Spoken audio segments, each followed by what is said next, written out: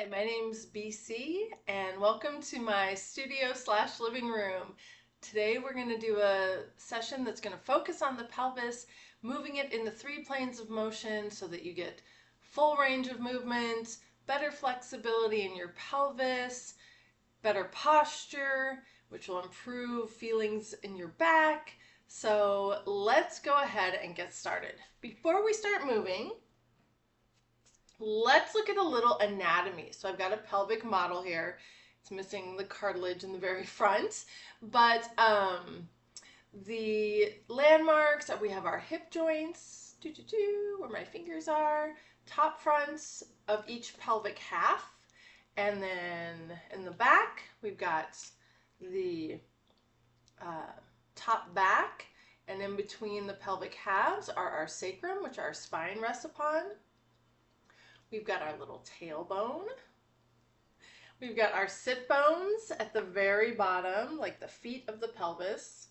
And then usually there's a little bit of cartilage here in between the 2 pelvic halves.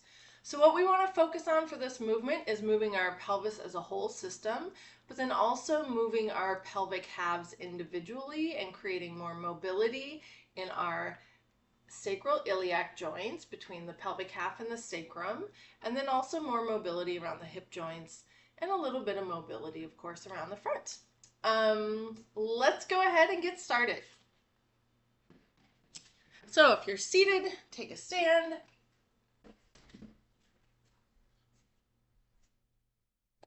We're going to do some hand modeling. So I've got my hands are like the 2 pelvic halves. So left pelvic half, right pelvic half. And we're going to move our pelvis first as a whole system. So you want to make sure your knees are bent a little bit, and you're going to move your pelvis forward and back, forward and back, forward, back. Let's do one more, forward and back. Now we're going to move our pelvis side to side. The whole pelvic system is moving side to side. Very nice.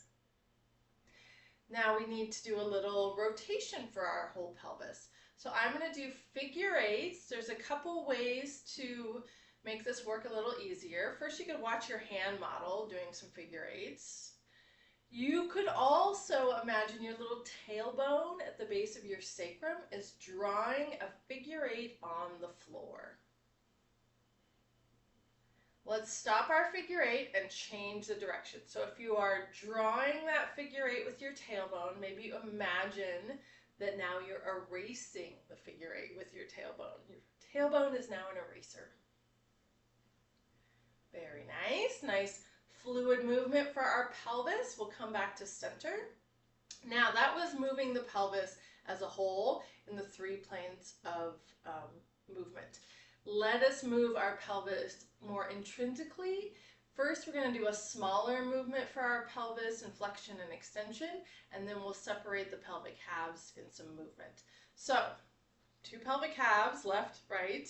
I'm going to turn diagonal here so you can see that I'm tipping my pelvis back and tipping my pelvis forward. So the earlier movement was moving our pelvis forward and back. Now I'm tipping it back, tipping it forward. I'm letting the pelvis roll over top of the leg bones. Rolling to the back, rolling to the front, rolling to the back, rolling to the front. Warming up that hip joint. Very nice. Let me face forward. So now I'm going to lift one pelvic half up. You can't see my foot, but I'm lifting my heel on that side. And then I'm dropping my heel and my pelvic half lowers. Other side, lift the heel, pelvic half raises, and we lower. Yeah, nice. I'm hand modeling. My hand's going up on the side of the pelvic half that's rising. And if you want to add a little extra spinal movement, a little lateral flexion, you could take, so if I lift my right pelvic half, I take my left arm up and over and down. If I lift my left pelvic half, right arm up and over and down. Yeah, very nice. Oh, I feel that rib cage yawning open as I do some pelvic movement, some spinal movement. I'm going to do one more to each side. Okay, great. Now we need to rotate each pelvic half. And the way we're going to do that is first I'm going to start with my right pelvic half. So let me step back so you can see my feet. Back, back, back. Okay.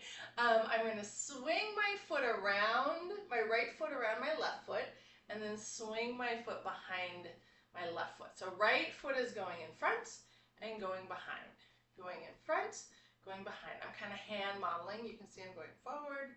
Maybe a little exaggeration in my hand modeling, but it's helping me coordinate my foot movement, my leg movement, and my pelvic half movement. So my right pelvic half is swinging around the left. Let's do the other side. Got a little thing in the way. Okay. So now right foot stays stationary. So my left foot comes forward and back. My left pelvic half is swinging around the right. And I'm hand modeling what's going on with my pelvic half. Swinging forward, swinging back, swinging forward, swinging back. Nice and free. Free movements in hip joint, in the sacroiliac joint there in the back. Okay. I'm going to add a variation to that rotation. So there's a muscle that attaches to my sacrum and the outside of my leg. I'm doing the right side here. If I do this rotation, when I swing my leg forward, these 2 points move away from each other. And when I swing my leg back, the 2 points come closer. So this muscle, the piriformis, gets a bit of a stretch when the leg comes forward, and then it helps swing the leg back. And if you plant your foot and stick your butt out, then that muscle gets a big stretch, and then we stand up and swing our foot back. Few rounds of that, creating space with that muscle, relaxing it, working it, relaxing it, working it, and then come back to center. You might take a moment and do a little comparison. So I did the right side. I'm going to notice hip freedom, like hip mobility. That's what I mean by hip freedom. Let's try some hip freedom on the other side. It could use a little work. So let's create a little space with our piriformis, work that a little bit more and see if we can improve our hip flexibility. So I've got piriformis attached to my sacrum, the outside of my leg bone. When my foot comes forward, piriformis stretches. When a foot comes back, it contracts. Or if you're a Franklin method practitioner, you know the muscle filaments slide apart and then the muscle filaments slide closer together. Filaments sliding apart, sliding together. If you don't know that bit of information, muscle stretches, muscle contracts. Stretch, contract. Piriformis stretch, contract. It's nice and free, creating nice space in my pelvis. Nice flexibility in my pelvis. One more. And I come back. And then I test out, oh yeah, this is much better. Much more freedom in my hip joint, much better flexibility. Do a squat. That's feeling pretty dang good right about now. Our last piece is a little abdominal activation and pelvic movement. So I've got my right hand. I'm doing a little circle, bringing my hand towards my abdominals, but I need to get the abdominals out of the way. So I scooch the pelvis back, scooch the pelvis back, scooch the pelvis back. Maybe you've got a feather in your hand. You don't want to tickle yourself, so you scooch the pelvis back.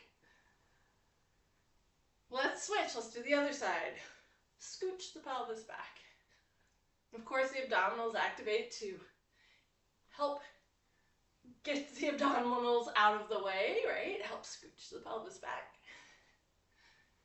Okay, now one last piece. I'm going to do right arm, making the circle, My right leg is going to step forward and my left leg will step back.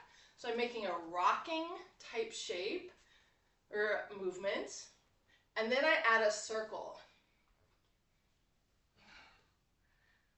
And I'm going to do one circle around, and then left arm starts the movement, and left leg rocks forward, right leg rocks back, and I make the circle.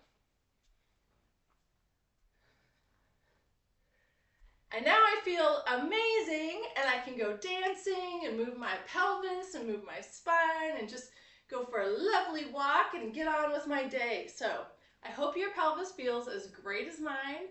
Maybe your spine does as well. And I will see you next time. Bye.